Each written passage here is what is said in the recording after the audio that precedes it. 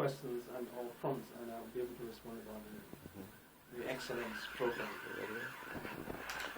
Okay, Dr. Imafidon. I'm here with Dr. Chris Imafidon, world-renowned educator, advisor to governments, monarchs, corporations. And Dr. Imafidon has worked very closely with us on the Apex Universities program. In your experience, Dr. Imafidon, how would you say young people would benefit from being a part of the Apex Universities program?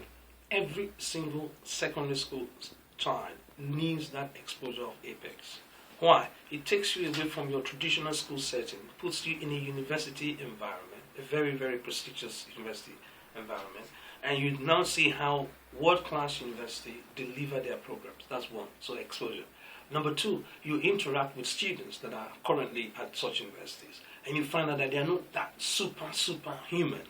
They're not that extraordinary as a lot of us get the impression that, oh, for you to go to the top university, you need to have this, you have to have double heads, you have to, no, they're just normal people, they make normal mistakes, they go to normal restaurants that we go to, and that reduces that, if you like, fear that the best is not good enough for me.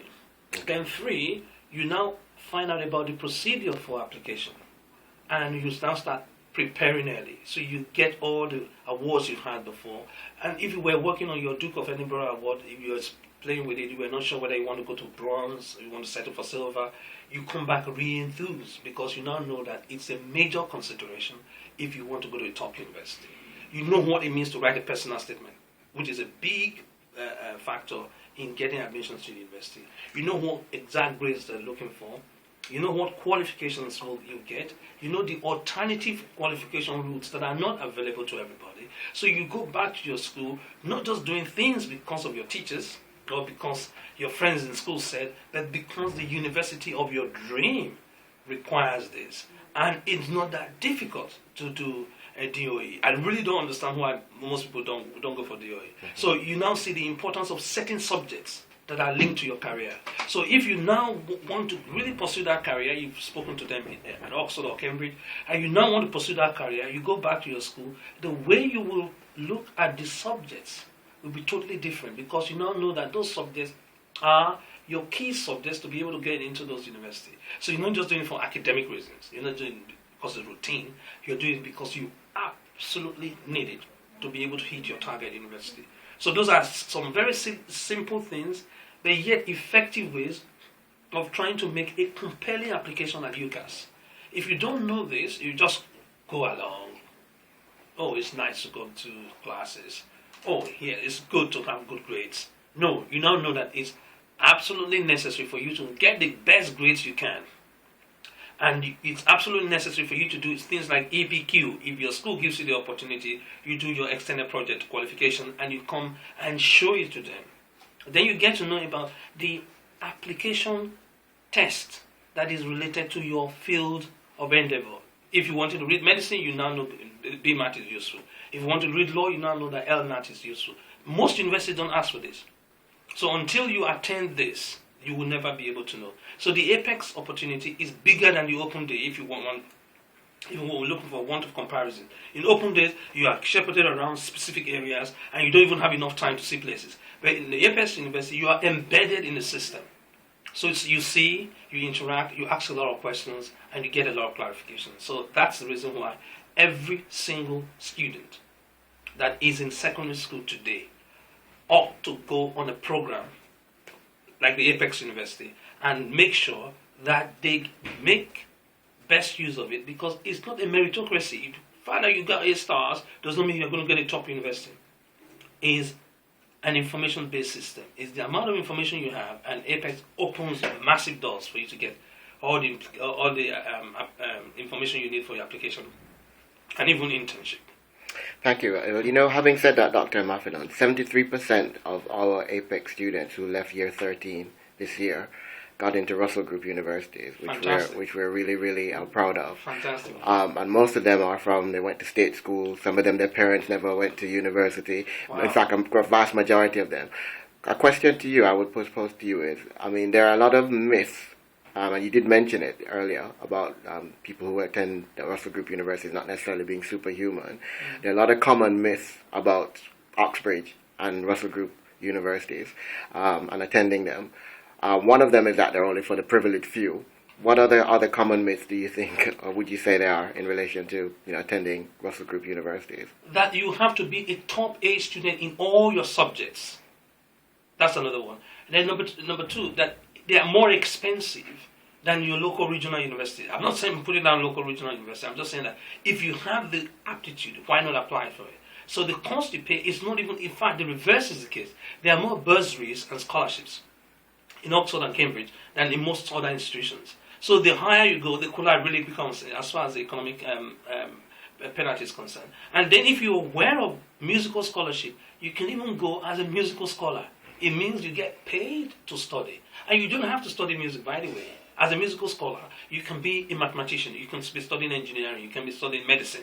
But because you play an instrument, you join the choir or you join the orchestra of your college in Oxford, they remunerate you. And they put you on a very special path. So it's ignorance that makes people want to turn down top universities. And another thing that a lot of people say top universities are for special people that attend private schools. And I have had the joy of getting inner city after inner city student get into top university. They don't look at your postcode. They just want to test your brain code. You don't have to live in a particular posh area, or your father has to be a big man in the city, or has to be an MP, or no. It's all down to how well you make your application. Fantastic. Now, so I'll ask you in closing. Some people think you can't have it all. So, in other words, you can't play sports and do academics, and that it's either one or the other. And not very many people realize that they both complement each other. What are your views? It's again, that sentence is a product of ignorance, because if you're good in one thing, you can be good in everything. The same principles that leads to success in sports is exactly the same principles that leads to success in maths, in engineering, and in technology. I would even surmise to say that if you're good in music, that's the reason why you'll be good at sports. Because music requires a lot of practice and dedication. If you now switch that same methodology to sports, EIE does a lot of competition from time to time. We have found out that a lot of students that have good study habits, have good practice habits, and therefore can switch from sport to music.